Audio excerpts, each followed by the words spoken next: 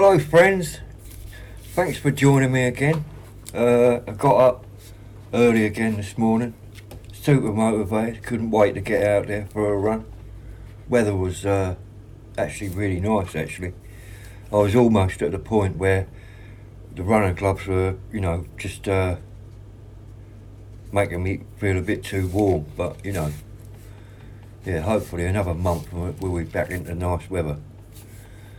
Second day running that I actually managed, a 10k plus distance. Though progress was slightly hampered as the new compression socks, which I promoted and said were amazing,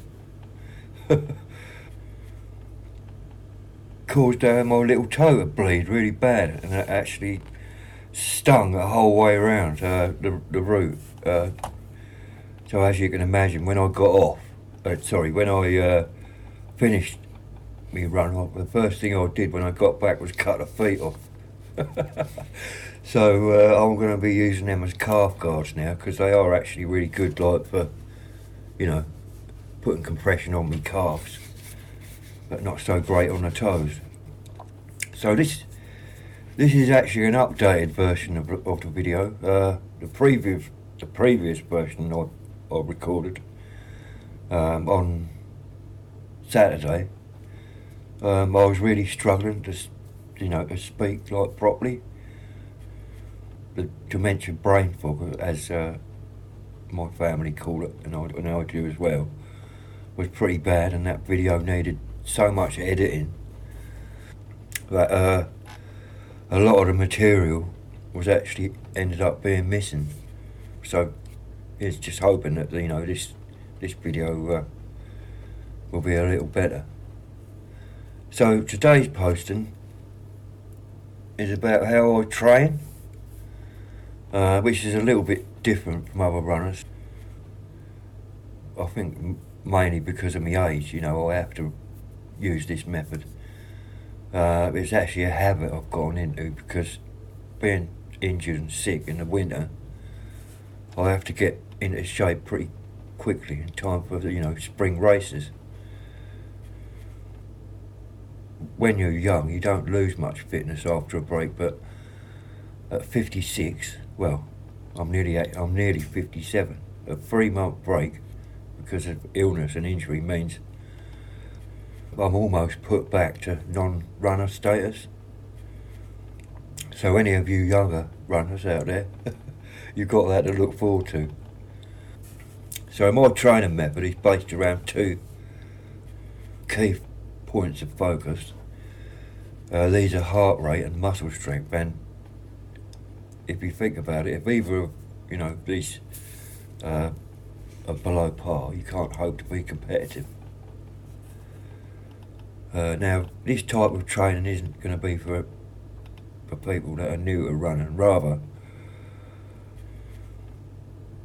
you need to have the ability to perform at a reasonable level of endurance, and have sufficiently strong leg muscles, as the distances I set might be a little bit long if you're not running them consistently.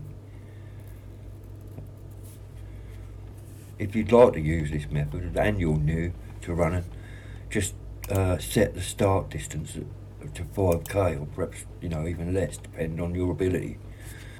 So the goal I'm working on is to run without stopping for 10 kilometres. How I manage this distance isn't important in the beginning. The goal is to travel, for 10k. It's like I said, how you manage the distance isn't important. At the moment, I'm actually walking more than I'm running, but I'm walking at a very fast pace, so I can still kind of like finish the 10k within an acceptable time. So sadly, I was unable to beat the Saturday time on Monday because of my toe, but normally what will happen is that each time I go out, I'll beat the previous record, i.e. I'll run a faster 10k and also be able to travel a little further without stopping. To be honest with you, despite the toe problem, I was only actually a minute or so slower than the Saturday time, so that's actually quite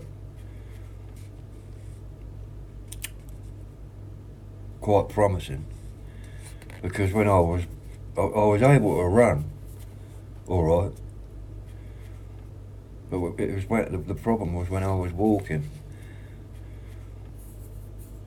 I had to kind of like shape me toes in a certain way, you know, to be able to maintain like a fast walk. So yeah, I think the time was an hour and 15 minutes, I think, which is like just 2 minutes like slower. So had the toe been alright, I think I would have been able to smash like the time. So how I achieve these goals is entirely reliant on my heart rate and muscle strength. But I set limits because while I want to be competitive, I won't push myself to the extent where I sustain an injury. So in the beginning, as was the case on Saturday, I completed the 10k in about an hour and 10 minutes. Yeah, I know that's not great. It's about 20 minutes actually off what I'd like it to be, but I've only just started, so that's actually fine. That's a good start, and gives me something, you know, to aim for. You'll need a training watch to do this, obviously.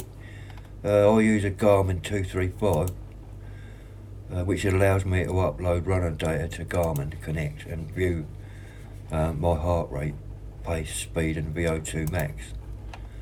And I monitor, as I'm going along, I monitor my heart rate and try to keep it between 140 and 160 beats a minute.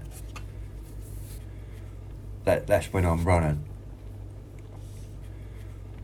Once I become breathless, so when the heart rate goes beyond 160, or my legs begin to hurt too much, or was the case on Monday, me toe, I slow to a walk until my heart rate drops to 120 beats per minute, and then I start running again. So basically that gives me, you know, a minute or two to catch me breath.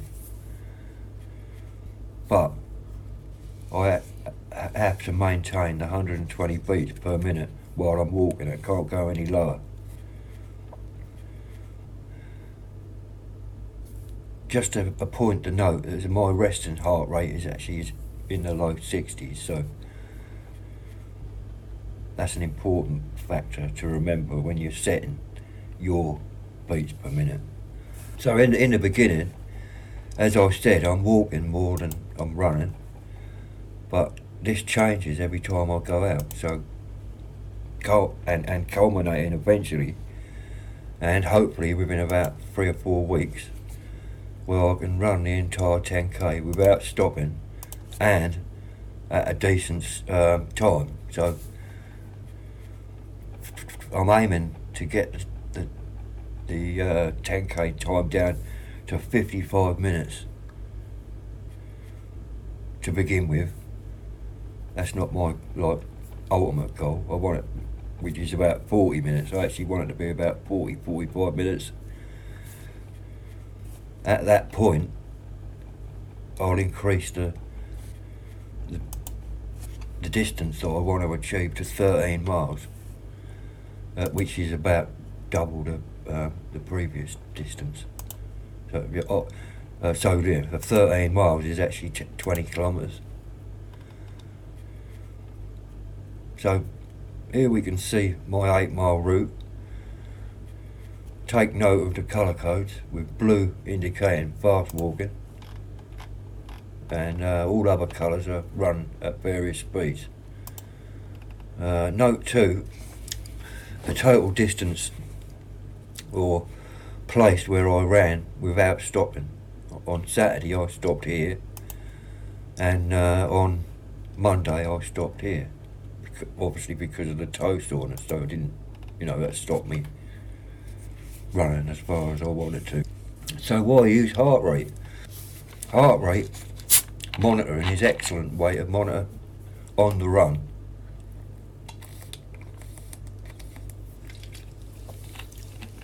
And also post-run as a measurement of endurance, which is shown in VO2 max, which is a maximum amount of oxygen the body can use during exercise. It's essentially a very useful method of aerobic capacity. My VO2 max flip-flops between 46 post-winter, rising to 51 mid-spring.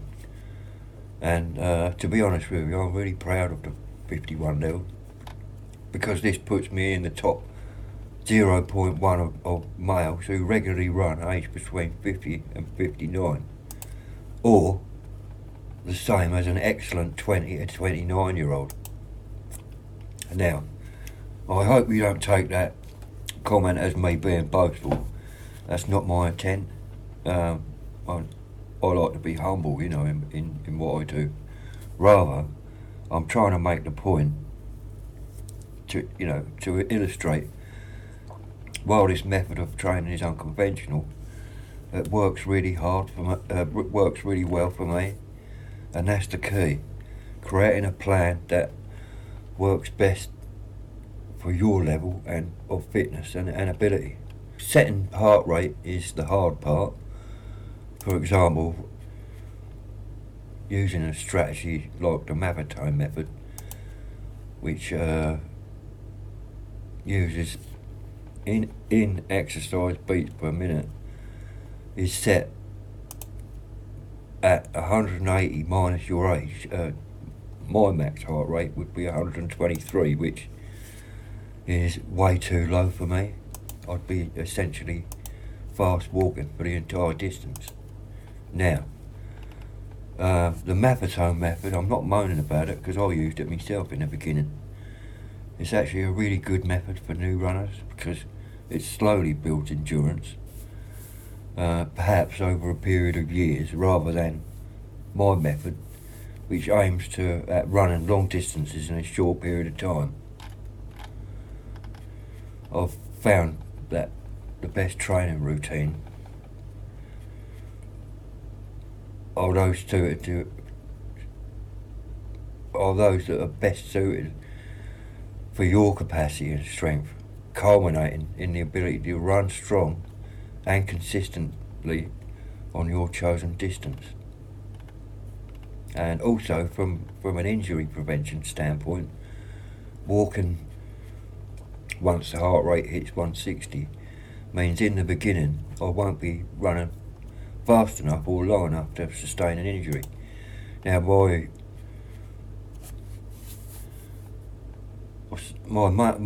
maximum heart rate is about 185, so 160, 180. I'd say 185, but that's actually when I'm at my peak fitness. It's 185. So that's what I'm aiming to get to eventually. So how do you set your optimum heart rate? Well, to be honest, it's pretty hard to give advice on this, mainly because there's too many parameters for each person. For example, my resting heart rate is low 60s, and yours might be 80 or even 100. I would have to say that you set your heart rate at the point where you become breathless during the run. For example, start by walking and steadily build tempo until you're moving faster and faster. So you'll be walking fast, then jogging slowly until you're running. The goal being that you maintain the fastest possible speed without getting too out of breath. It has to be at a pace that's a little faster than you're able to maintain for the entire 10k. This is how progress is made. You're pushing yourself, to do better and better. So once you reach the point of this point of breathlessness, glance at your watch and make a mental note of the heart rate. You will notice, however, that over time you'll be able to run further and faster with the same heart rate. But it's important to note that ultimately doing exercise like this will increase your maximum heart rate too. So, it will actually make you fitter as well. So in part 2 of this guide, which I'll hopefully post in about 4 weeks, but it might be, 6. It's hard to tell, to be honest with you. As you know, I've almost gone back to the beginning. But anyway, whenever that is, I'll be at the point where I'm able to run 10k comfortably. So make sure you keep an eye out for that video. I hope this information helps you achieve your running goals. Yeah, if you have any questions, please comment below. It's really important that you do that. And if you like the content, leave a like and please consider subscribing. Thanks for watching, take care, and I'll see you in the next one. Goodbye.